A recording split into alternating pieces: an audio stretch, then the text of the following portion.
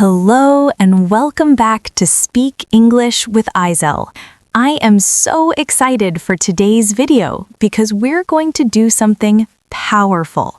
That's right. Today we're going to master the shadowing technique. It's the secret weapon to speaking English like a pro.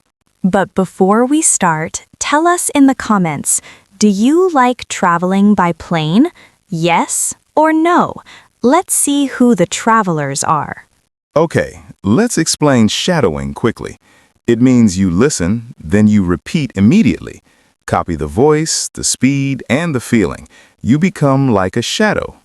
Exactly. It builds your confidence and clarity. Today, we have a thrilling story called I Went to the Airport. Are you ready? Let's begin.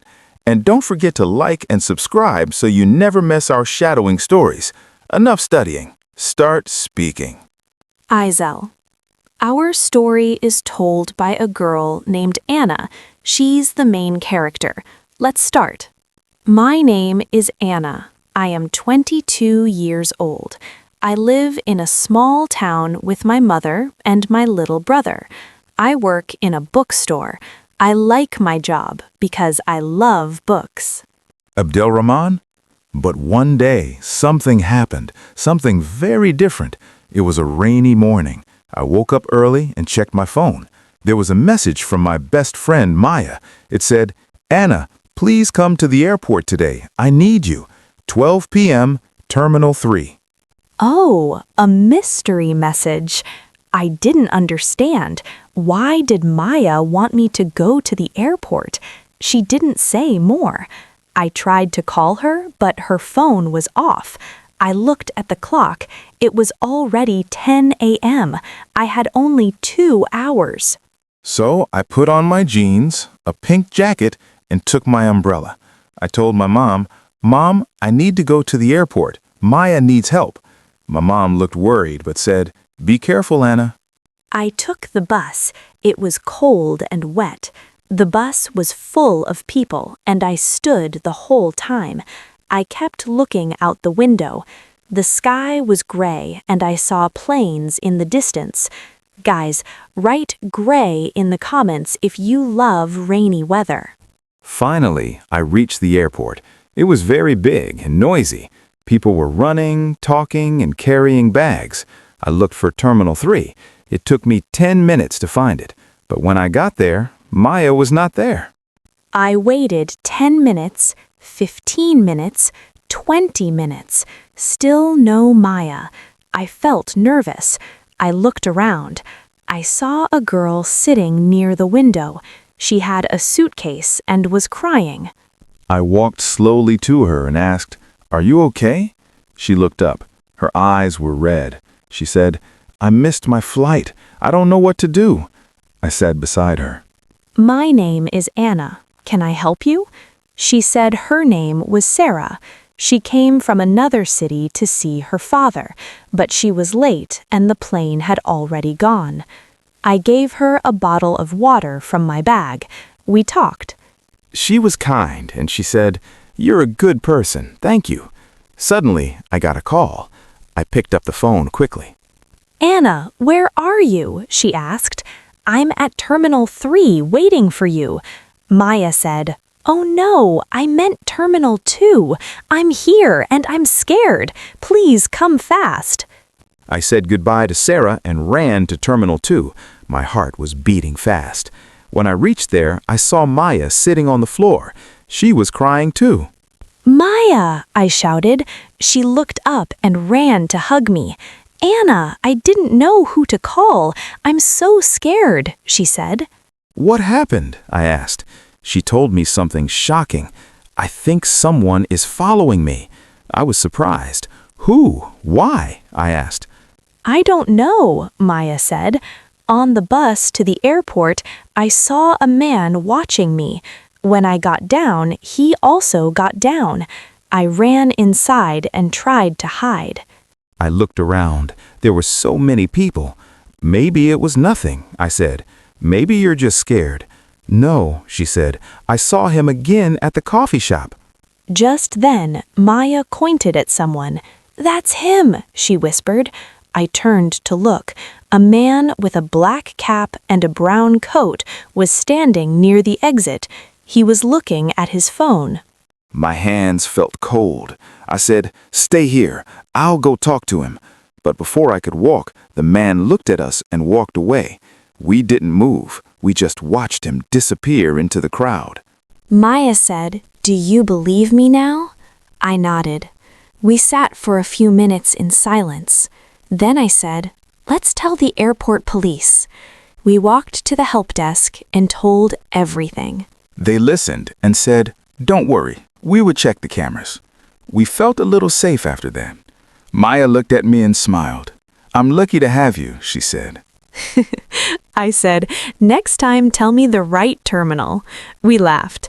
But something still didn't feel right. Why was the man following her? Was it just a mistake, or was something else going on? I looked at Maya and said, "Let's go home, but we need to be careful." She nodded. We walked outside together. It was still raining. I opened my umbrella. We got into a taxi. As we sat in the back seat, I saw something. Through the taxi window, a man, a black cap, a brown coat. He was watching us again. The taxi started moving. Rain hit the windows. Maya sat next to me holding my hand. I looked out the window again. The man with the black cap was standing under a tree. He was watching our taxi. My heart beat faster. "Maya," I whispered, "he's still there. He saw us leave." Maya looked out. She saw him too. Her eyes became wide with fear. "Do you think he will follow us?" she asked. "I don't know," I said, "but we're not going home. We need to be smart." I told the driver, "Sir, can you take us to the main city mall, not home?" He said, "Okay." The driver changed direction. I looked behind. A black car turned after us. I felt a chill. "Maya, that car, it's behind us." Maya looked back. It was the same man. He was driving. "Why is he doing this?" she asked. "I don't even know him." I didn't have answers. We reached the mall. It was big, busy, and full of people. We quickly got out and walked inside. The man didn't stop. He parked and followed us. We walked fast. We went into a shoe store, then a clothing shop. "He's still coming," Maya said. I grabbed her hand and said, "We have to find a guard." We found a security officer. "Sir," I said, "a man is following us. Please help." The guard looked serious. "Can you show me who?" We pointed at the man. The guard walked to him and asked, "Sir, why are you following these girls?" The man looked surprised. "I'm not following them," he said. "She's my sister," he added, pointing at Maya. Maya stepped back. "What? You're lying," she shouted. The guard said, "You need to come with me, sir." The man tried to run, but 2 more guards came and stopped him. The police were called. We sat down and waited. A kind lady brought us tea. Maya was shaking. I put my arm around her. The police came. They asked us many questions. They also checked the mall's cameras. After some time, an officer returned and said, "You were right. He was following you from the airport." "Why was he doing that?" I asked. The officer said he had some photos of Maya on his phone. He also had her name and address. Maya looked shocked. "But how? Who is he?"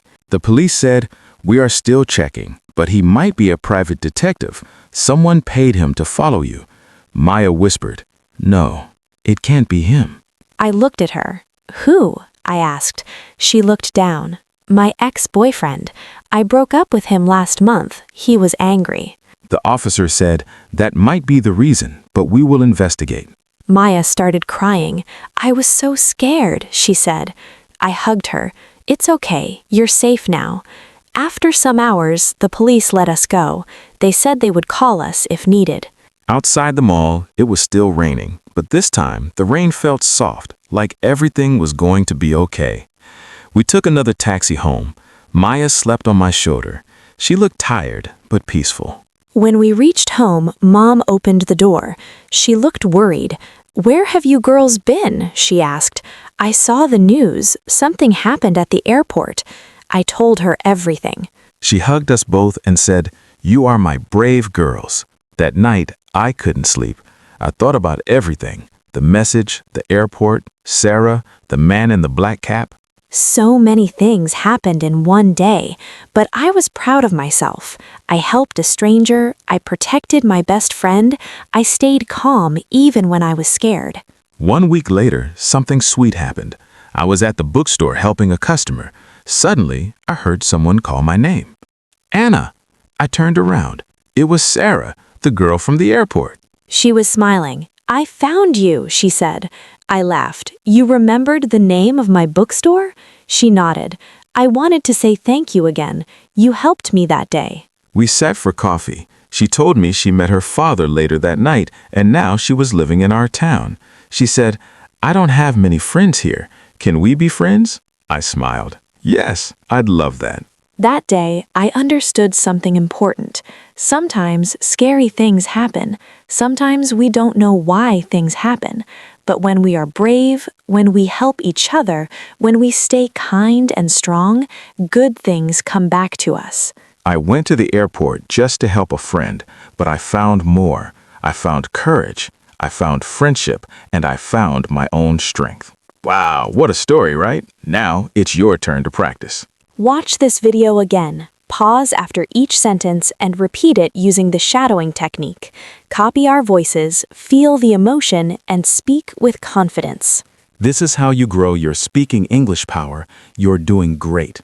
Don't forget to like this video and subscribe to Speak English with Aisell. More shadowing stories are coming soon. Thank you for learning with us. We are so proud of you. See you next time. Bye-bye.